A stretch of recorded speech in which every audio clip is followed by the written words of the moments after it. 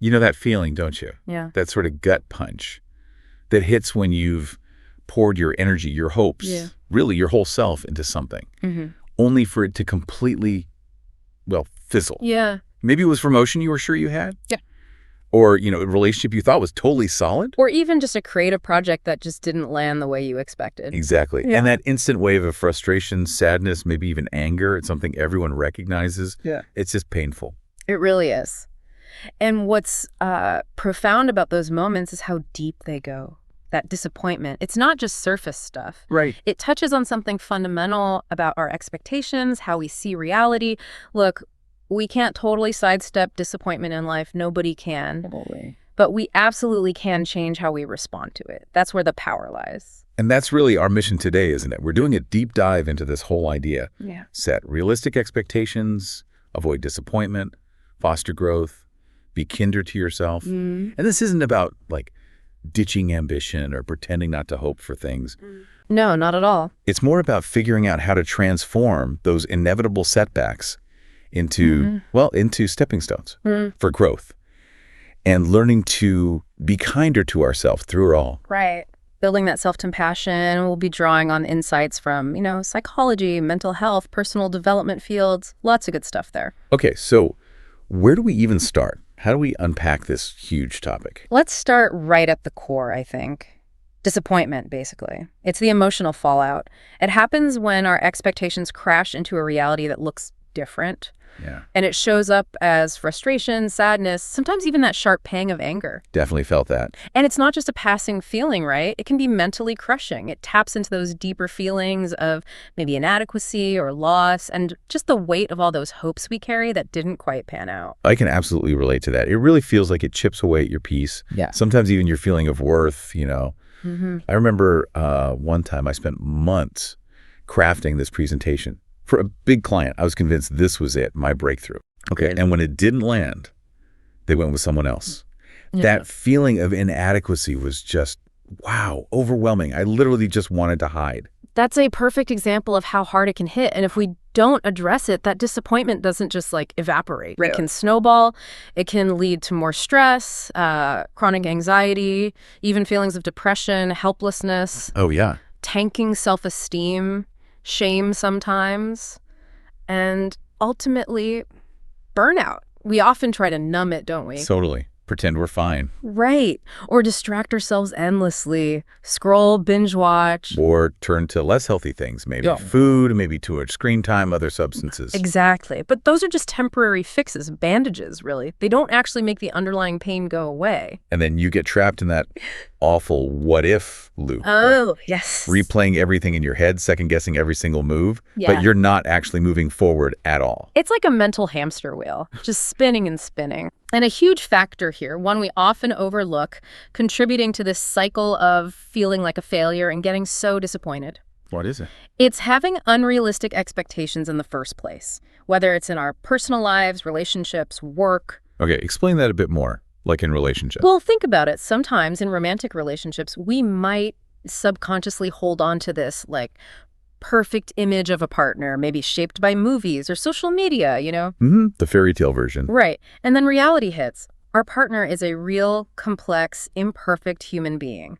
And that gap between the ideal and the real, that leads to huge disillusionment. I see. And where do those unrealistic expectations even come from? Often it's deep down, maybe a desire for control we don't really have, Yeah. or maybe a fear of imperfection in ourselves or others. Okay, so if these unrealistic expectations are such a big part of the problem, how do we shift? How do we get to a healthier mindset? Because like you said, it's not about being blindly optimistic all the time. That feels kind of naive. Right, it can. But sinking into pessimism just drains all your energy. Exactly. And what's really key here is that neither extreme pure optimism or pure pessimism really serves us well long term. Okay. Unchecked optimism. It sets you up for a big fall when life inevitably doesn't follow your perfect script. In there. Yeah. And on the flip side, constant pessimism can lead to chronic anxiety, low mood, maybe even creating negative outcomes because you expect them. A self-fulfilling prophecy. Pretty much. So the healthy middle ground, the sweet spot, is realistic thinking. It lets you see situations for what they are without that crazy emotional roller coaster of inflated hopes or the paralysis of total despair. You've talked about being a realistic optimist, which I really like. It sounds like you're still hopeful, but also grounded, strategic. That's a good way to put it. A realistic optimist isn't just thinking happy thoughts. They're cautiously hopeful, yes, but, and this is crucial, they've done the work. What kind of work? Careful planning, thinking about what could go wrong and having a backup plan, choosing the right strategies, and actually putting in the effort towards their goals. It's being grounded in today's reality while still working towards something better. Okay. They get that effort and strategy matter just as much as attitude, maybe more. And this mindset, it feels really connected to mindfulness too, doesn't it? Oh, absolutely. That whole idea of really being in the present moment instead of chasing some perfect future or getting stuck in a past that didn't work out. It really does connect. Realistic thinking encourages that deep sense of mindfulness where you intentionally tune into right now instead of being lost in what could be or what isn't. How does that look practically? It can be super simple, just noticing textures around you or sounds, smells, fully listening in a conversation instead of letting your mind drift, feeling the sun on your skin. Doing that fosters a healthier self-perception. It helps you accept yourself and your situation as they are now. And that acceptance, that's the foundation for actually moving forward. Okay, let's tackle the next big one. Failure. It's a word that makes most of us just cringe. Yeah, it carries a lot of weight. But it's part of life, right?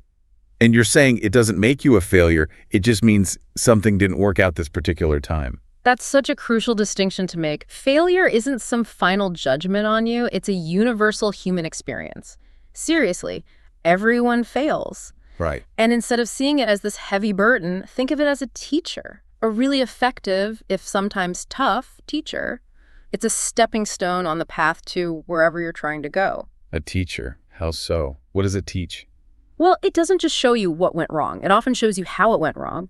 It forces you to look at hidden assumptions you made. Oh, okay. It reveals blind spots in your planning, or maybe it clarifies how much you really wanted something, your motivation. It's like a mirror reflecting things back, not a judge handing down a sentence. That's a great analogy. A mirror, not a judge. Think about all those famous stories.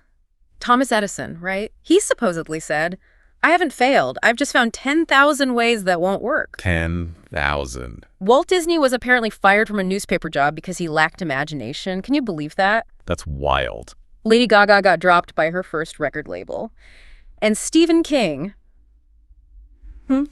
his first novel, Carrie, rejected 30 times. 30 before it became this massive hit. 30 times. Yeah. That is just astonishing perseverance. It really makes the point. Like Yoda said, right? The greatest teacher, failure is. Exactly. I remember feeling like that after my failed client presentation I mentioned.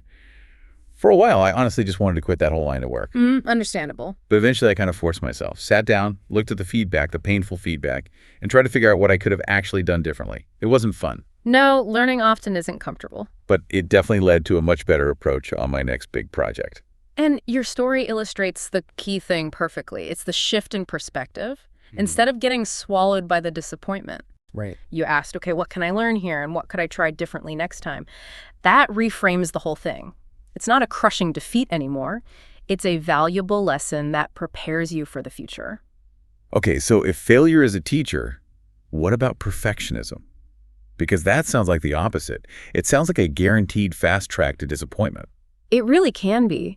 And what's tricky here is how insidious perfectionism often is. It feels like striving for excellence, but it often leads exactly where you said.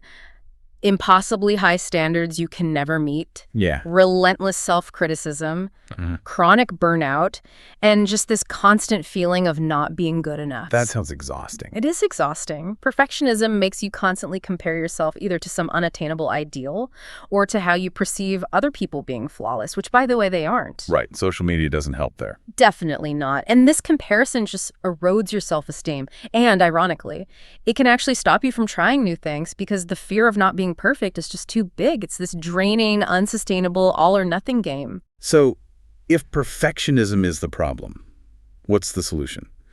You mentioned self-compassion earlier. Is that the antidote? That's exactly it. Self-compassion. It's about treating yourself with the same kindness, the same care and understanding that you would naturally offer to a good friend who's struggling. Okay. That sounds nice, but hard sometimes. It can be. It means embracing the fact that you're human and humans are imperfect. It means seeing mistakes not as proof you're a failure, but just as, well, opportunities to learn and grow. Responding to yourself with warmth when things go wrong. It's really a radical act of self-love in a world that often pushes for perfection. And what are the actual, like, day-to-day benefits of doing that? How does cultivating self-compassion really help us? That's a great question. How does it actually change things? Well, first, it massively reduces stress and anxiety because you let go of that exhausting, unrealistic pressure to be flawless all the time. That alone sounds worth it. Right. Second, it seriously boosts your emotional resilience. You start seeing setbacks as just a normal part of being human, not some personal catastrophe. Third, your self-esteem gets healthier. It becomes rooted in self-acceptance and your inherent worth, not just in your latest achievement or what others think. Less fragile. Exactly. And finally, it actively encourages growth. When you stop being terrified of failure, you're more willing to try new things, take healthy risks, and see missteps as lessons. It actually fuels learning. That sounds incredibly freeing, almost revolutionary, like you said. Yeah. So for someone listening who thinks, okay, I want this, Yeah. how do we actually start practicing it? What's a small first step? It really is about small, consistent, intentional steps. It's a practice. So when you make a mistake or you feel that familiar sting of disappointment, try to pause just for a second. Instead of immediately beating yourself up. Right. Instead of that default self-criticism, try a little self-kindness. Maybe physically place a hand over your heart. Silently say to yourself something like, okay, this is tough right now. I'm doing my best. It's okay. I'm enough. Try to cultivate mindfulness around those difficult feelings. Don't judge them. Just observe them like clouds passing. Consciously try to embrace imperfection. Shift your focus from needing it to be flawless to just making progress, learning something. And this loops right back to our main theme. Actively set realistic expectations for yourself. Aim for good enough, not some impossible, anxiety-fueled perfection. And if it feels really hard? Then seeking support is huge. Talking to a therapist, maybe joining a support group, that can be incredibly helpful. Transformative, even. I've heard sometimes, though, that when you first start trying to be self-compassionate, it can actually feel worse for a bit. Like old stuff comes up. What's that about? Yes, that's a really common and important thing to understand. It's sometimes called backdraft. Backdraft, like with a fire. Exactly like that. Imagine a room full of smoke and fire, door shut tight. When you suddenly open that door, the rush of oxygen can cause this big flare-up, right? Yeah. Similarly, when we start to open the door of our hearts to self-compassion, sometimes all those intense feelings we've kept locked away, old hurts, shame, feeling unworthy, they can rush out. Well, it can feel painful, even overwhelming, temporarily, but often it's actually a sign that deep healing is starting to happen. so what do you do if that happens, if it feels like too much? The key is to be incredibly gentle with yourself. Allow yourself to be a slow learner with this. If it feels overwhelming, pull back a bit. Focus on grounding yourself. Maybe feel your feet on the floor. Focus on your breath. Or do something simple and soothing, like making a cup of tea, petting your cat or dog mindfully. It's about finding the right dose of self-compassion that you can handle in that moment. That fire analogy really helps understand it. Okay. Let's shift gears slightly. We've talked about protecting our inner world with self-compassion. What about protecting ourselves from all the external demands? Work, relationships, responsibilities, they pull at us constantly. That's where boundaries come in, right? How do they connect to preventing burnout? You've absolutely hit on a critical piece here. Think of boundaries as like invisible lines or fences you draw around yourself. They're there to protect your time, your energy, your emotional well-being. They're basically a powerful, proactive way of communicating your limits. And without them? Without clear boundaries, everyone's just guessing what's okay. And that often leads to feeling taken advantage of or feeling resentful, definitely increases stress. Yeah, I can see that. Your self-worth can take a hit. You might start avoiding people or situations, and all of that, it feeds directly into burnout. Yeah. Which isn't just being tired, remember. Right, it's deeper. It's that state of emotional, physical, and mental exhaustion from prolonged stress that you just couldn't manage anymore. It's when your inner batteries are completely drained. You might feel numb, cynical, detached from everything. So setting a boundary isn't about being selfish or mean. It's actually a profound act of self-care. It is absolutely fundamental self-care. Setting clear boundaries lets you reclaim yourself, your well-being, your time. It acts like a shield for your mental health. It limits how much stress you're exposed to and creates that vital space for things outside of work or obligations. Hobbies, rest, relationships that nourish you. It's about preserving your energy and integrity so you actually have more to give in the long run, not less. Okay, but let's be real. For a lot of people, especially if you tend to be a people pleaser, setting boundaries feels incredibly difficult, maybe even scary. Oh, that internal resistance is very real. It's often a sign you're pushing against old, ingrained habits. So what are some practical steps? How can we start establishing healthy boundaries, especially when we feel that inner, I can't say no? Start small. First, maybe explore and define your core values. What really matters to you? What genuinely fills your cup versus drains it? Understanding your why makes setting the boundary easier. Okay, know your values. What else? Then practice getting comfortable with saying no, gently but firmly. And just as important, get comfortable hearing no from others without taking it personally. That's a big one too. It is. Practice vulnerability. Maybe start with a small boundary with someone you trust. Then, communicate your needs, limits, expectations assertively. You don't need to over-explain or apologize. Something simple like, I'd love to help, but I have a prior commitment. Or even just, my capacity is limited right now. Clear, direct. Yes. And this is crucial follow-through with actions if a boundary is crossed. That reinforces that you mean it. And finally, remember, it's a two-way street. Respect others' boundaries just like you want yours respected. Mutual respect is key. This really does feel like a whole toolkit for navigating life's ups and downs more smoothly.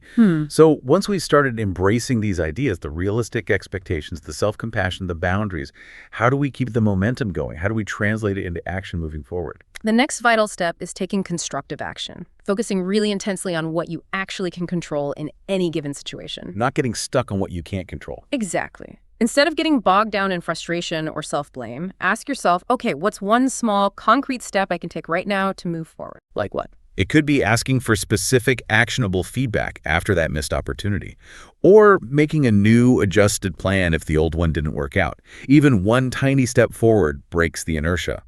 It's always better than staying stuck. And this idea you mentioned, adjusting expectations but without losing hope, that's not about being pessimistic or just settling, is it? No, not at all. It's about finding that dynamic balance between hope and flexibility. Look, success is almost never a straight line, right? Definitely not. Sometimes the most amazing opportunities pop up because of an unexpected detour or something that felt like a setback at the time. Adjusting expectations just means recognizing that maybe plan A didn't work, but plan B or C, or even something totally unexpected might lead somewhere even better. So it's about adapting. Adapting, exactly. Finding new ways to find fulfillment. And this links directly to things like professional development goals, too. Those shouldn't be set in stone. Right, they need review. You need to regularly review and tweak them based on how things change your interests, the industry, whatever.